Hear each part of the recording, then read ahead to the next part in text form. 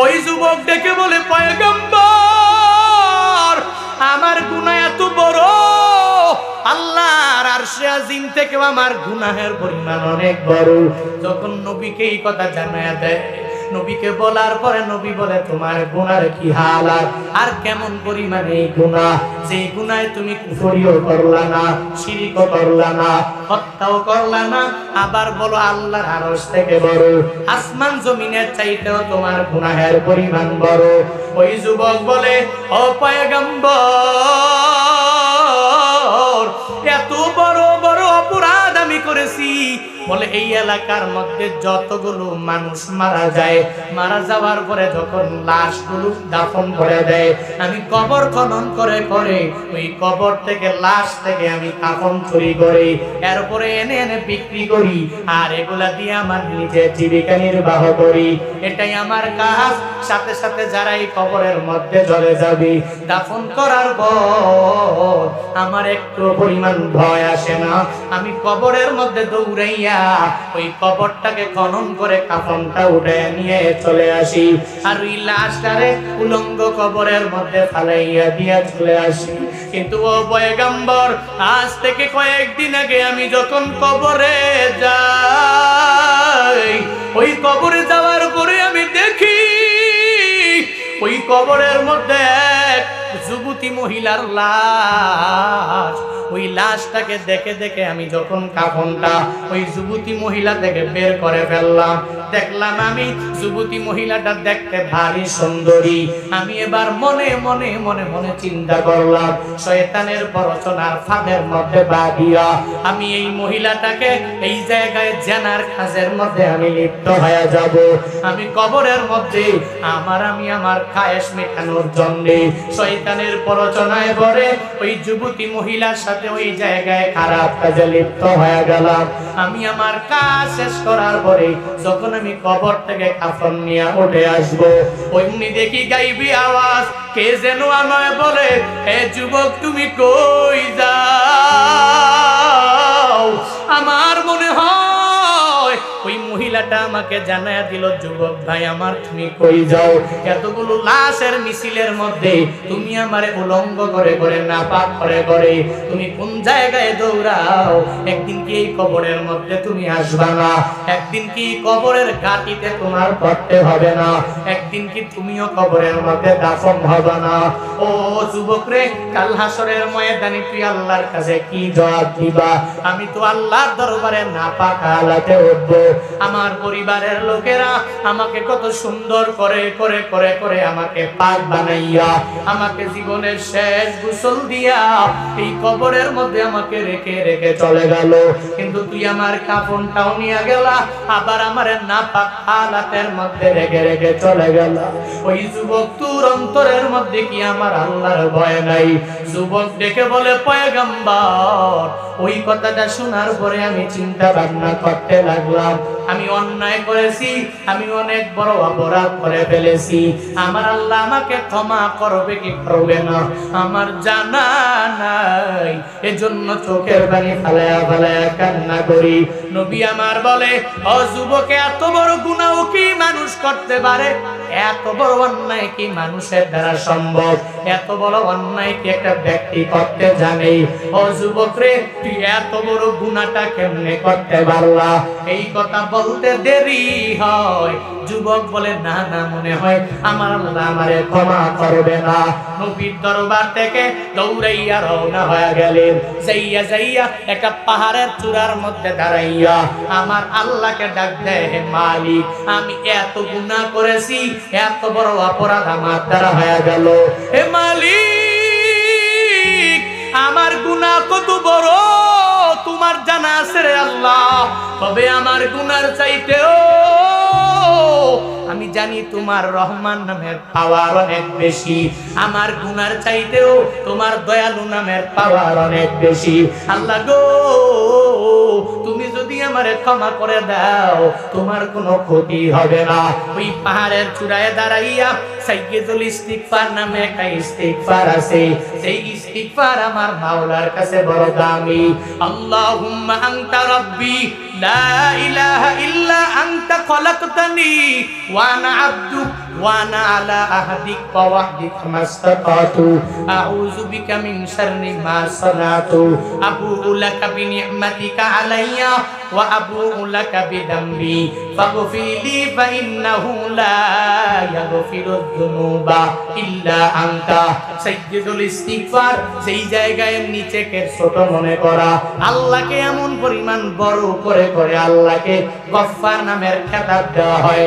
আল্লাহকে ওই জায়গায় বলা হয়, হে মালিক আমি তোমার গোলাম, তুমি হলা আমার আল্লাহ। আমি জানি আমি গুনাহগার, তবে গুনাহ আমার তুমি ক্ষমা করতে পারো। 40 দিন পর্যন্ত যুবক ওই পাহাড়ের চূড়ায় দাঁড়াইয়া দাঁড়াইয়া মাওলার দরবারে কান্না করে আর আমার আল্লাহর কাছে বলে, ও মালিক, এত বড় গুনাহ আমি করলাম, এত বড় অপরাধ করলাম, তুমি আমাকে মাফ করো। 40 দিন পর্যন্ত একটানা আমার মাওলার দরবারে কান্নাকাটি যখন আরম্ভ করে দিলেন, আল্লাহর দরবারে তার কান্নাও বড় পছন্দ হয়ে গেল। ফায়াগফিরু লিমান ইয়াশা ওয়া ইউআযযিবু মান ইয়াশা। আল্লাহ পাক চাইলেই ক্ষমা করতে পারে, আবার আযাবে গ্রেফতার করতে পারে। ওই যুবকের কান্না আমার আল্লাহর কাছে বড় পছন্দ হয়ে গেল, আমার আল্লাহর কাছে ভারী পছন্দ হয়ে গেল। আল্লাহ বলে, জিবরাইল যাও যাও, আমার নবীর কাছে তুমি চলে যাও। ওই নবীকে গিয়া বলে দাও, ওই নবীকে 2টা প্রশ্ন করে এরপরে তার ক্ষমার ব্যাপারে জানাইয়া দাও। জিবরাইল আসলেন আর মদিনাওয়ালা নবীর সামনে হাজির হয়ে গেলেন, আর আমার মদিনাওয়ালা নবীরে বলতে লাগলেন, ও পয়গম্বর আমার, এ বিশাল আসমান আর জমিন কে বানাইছে? ও নবী গো জবাব দিবেন। রাহমাতুল লিল আলামিন বলেন, আসমান আর জমিন দুনিয়ার কোনো মানুষ বানায় নাই, আমাকে যেই রব বানাইছেন ওই আল্লাহই তো বানাইছে। জিবরাইল আবার প্রশ্ন করে, নবী গো, আসমান জমিনের মধ্যে যত মাখলুক আছে সব মাখলুকের রিজিকের ব্যবস্থা করে দেই রাজ্জাককে? নবী আমার বলে, আল্লাহ যেহেতু এদের বানাইছে। ওয়া মা মিন দাব্বাতিন ফিল আরদি ইল্লা আলাল্লাহি রিজকুহা। আল্লাহ পাক তো জানাইছেন, আসমানের নিচে জমিনের উপরে যত দাব্বা, চতুষ্পদ জন্তু যারা এই দুনিয়াতে চলাফেরা করে, মানুষ থেকে নিয়া যত মাখলুকাত, সব মাখলুকাতের রিজিকের দায়িত্ব আমার আল্লাহ নিয়েছে। আমার আল্লাহই তো রিজিকের ব্যবস্থা করতে পারে।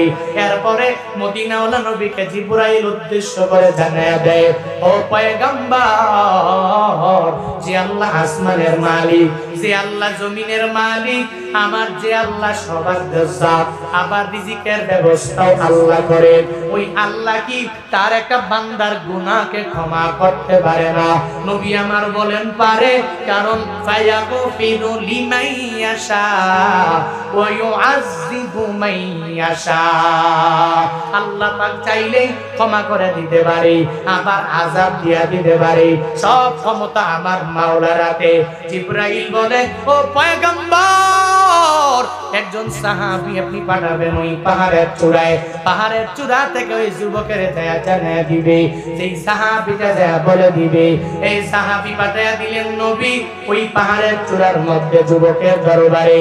ওই যুবকের কাছে যাওয়ার পরে সাহাবীর মাধ্যমে নবী খবর পাঠায়া দিলেন, জিবরাইলের মাধ্যমে আমার নবী জানতে পারলেন।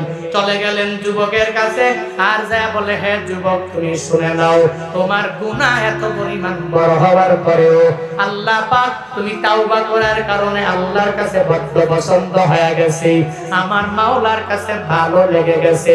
ও যুবক, যাও যাও, তোমার এত বড় অপরাধ করার পরেও আমার আল্লাহ তোমাকে ক্ষমা করে দিয়েছে।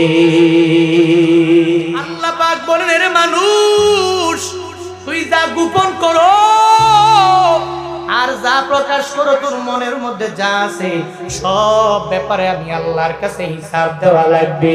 ইউ ইউহাসিবুকুম বিহিল্লাহ, আল্লাহ পাক হাসরের ময়দানে তোমার আমার কাছ থেকে হিসাব নিয়ে নিবে। এটা আল্লাহ পাকের ঘোষণা। এই আয়াত যখন নবীর উপরে নাজিল হয়ে যায়, রাহমাতুল লিল আলামিন যখন সাহাবায়ে কেরামদেরকে পাঠ করে শোনালেন, সাহাবায়ে কেরাম চোখ দিয়া টপ টপ করে বেয়ে বেয়ে পানি পড়ে। সাহাবায়ে কেরাম বলে, ও পয়গম্বর, আল্লাহ পাক যে জানিয়ে দিলেন আমরা আমাদের মনের মধ্যে যা গোপন রাখি এই ব্যাপারেও আমার আল্লাহকে জবাব দেওয়া লাগবে, আবার যা আমরা প্রকাশ্য করি আল্লাহর কাছে জবাব দেওয়া লাগবে। আল্লাহ যে এই কথা জানালেন, আমরা তো উপর দিয়ে নামাজ পড়ি, রোজা রাখি, আমরা নেক আমল করি, আমরা দুরূদ শরীফ পড়ি, আমরা নবী আপনার সুন্নাত মেনে মেনে চলার চেষ্টা করি, এটা তো আমাদের উপর দিয়ে এটার হিসাব আমার আল্লাহ নিবেন। কাল হাসরের ময়দানে এই নামাজ রোজা নেক আমল দিয়ে জান্নাতে যাওয়া যাবে, কোনো অসুবিধা হবে না। যদি আল্লাহ যদি ধরে বলে তোর মনের মধ্যে যা আছে আমি আল্লাহকে আজ হিসাব দাও, ও পয়গম্বর, যদিও আমরা নামাজ পড়ি আমাদের মনের শয়তানের প্ররোচনা, আমরা নামাজের মধ্যে দৌড়াই, কিন্তু শয়তানের প্ররোচনার ফাঁদের মধ্যে পড়িয়া পড়িয়া মাঝে মাঝে আমাদের মনটা অন্যায় কাজে যেতে যায়। আল্লাহ পাক যদি হাসরের ময়দানে এই মনের ব্যাপারে যদি জিগায়, এ মন তুই আমারে জবাব দাও, মন দিয়া যা ভেবেছো এই ব্যাপারে হিসাব দেওয়া লাগবে। ও নবী গো, হাসরের ময়দানে এই মনের ব্যাপারে হিসাব দিতে পারবো না, আল্লাহর জান্নাতে যাওয়া আমাদের জন্য পসিবল হবে না। নবী আমার বলেন, হে সাহাবায়ে কেরাম, না না, আল্লাহ পাক জানাইছেন লা ইউকাল্লিফুল্লাহ নাফসান ইল্লা উসাহা।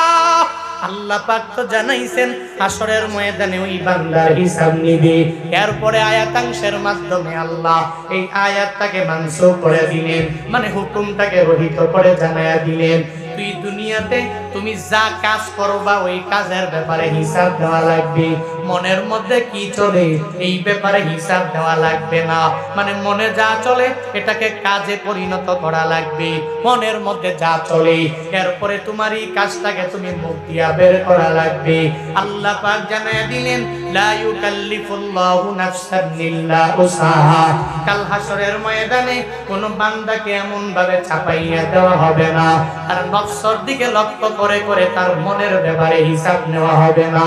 এই মনের কথাটাকে আমার যে বান্দাগুলো কাজে পরিণত করে ফেলবে, মানে মনে মনে জেগে গেল আমার জেনা করতে মন চায়, যদি সে জেনার কাজের মধ্যে লিপ্ত হয়ে যায় এরপরে আল্লাহর কাছে হিসাব দেওয়া লাগবে। মনে জেগে গেল শয়তান আইসা আইসা প্ররোচনা দিয়া দিল, বান্দা তুই জেনার কাজের মধ্যে লিপ্ত হয়ে যাও। মাঝে মাঝে দেখবেন একা একা ঘরের মধ্যে ঘুমাইলে মনে অনেক অন্যায়ের কথা আসে, অনেক অপরাধের কথা অটোমেটিক্যালি চলে আসে। অসুবিধা নাই, শয়তান প্ররোচনা দিয়ে আপনারে গুনাহ করাইতে যায়। হে যুবকেরা, তুই যখন ওই একা রুমে ঘুমাও, এখনো তোর বিয়া করার বয়স হয় নাই, শয়তান যদি যা প্ররোচনা দেয়, এই যুবক রে যাও যাও, ওই পাশের এলাকায় একজনের জামাই থাকে প্রবাসী, ওই মহিলার সাথে খারাপ কাজ করলে কোনো অসুবিধা হবে না, তুই ধরাও করবি না, রাতের বেলা অন্যায় করলে দুনিয়ার কেউ দেখবে না। শয়তান অটোমেটিক্যালি প্ররোচনা দিতে লাগলো, প্রতারণা একটা ফাঁদের মধ্যে ফালানোর জন্য চেষ্টা করে। তোমার মনে যে চলে আসলো এই ব্যাপারে আমার মাওলার কাছে হিসাব দেওয়া লাগবে না, হা হা হা, যদি মনে আসার পরে কার্যে যদি পরিণত করে দাও তাহলে আমার মাওলা দরবারে হিসাব দেওয়া লাগবে। হাসরের ময়দানে আল্লাহ পাক জিনা করনেওয়ালার বিচার করবে কি করবে না? করবে না। আল্লাহ পাক হাসরের ময়দানে শয়তানের প্ররোচনার ফাঁদের মধ্যে পা দিল যারা, এদের ব্যাপার আল্লাহ হাসরের ময়দানে বিচার করবে। আল্লাহ পাক এটাই জানায়া দেয়, ওয়া ইন তুবদু মা ফি আনফুসিকুম আও তুখফুহু ইউহাসিবকুম বিহিল্লাহ। তোমাদের অন্তর দিয়া যা তোমরা প্রকাশ করো অথবা গোপন করো আল্লাহর কাছে হিসাব দেওয়া লাগবে। তবে শুনে নাও, আমি আল্লাহর এমন পাওয়ার জানুনি রে বান্দা, হাসরের ময়দানে আমারে বেলা হিসাব জান্নাত দিয়া দিবে, বিনা হিসাবে জান্নাতে দিয়া দিবে। আবার কাউকে আমল করার পরেও আল্লাহ জাহান্নামের মধ্যে ঢুকায়া দিবে। জান্নাতে যাওয়া বান্দার জন্য সম্ভব হবে না। আল্লাহ পাক বলেন ফায়াগফিরু লিমান ইয়াশা ওয়া ইউআযযিবু মান ইয়াশা।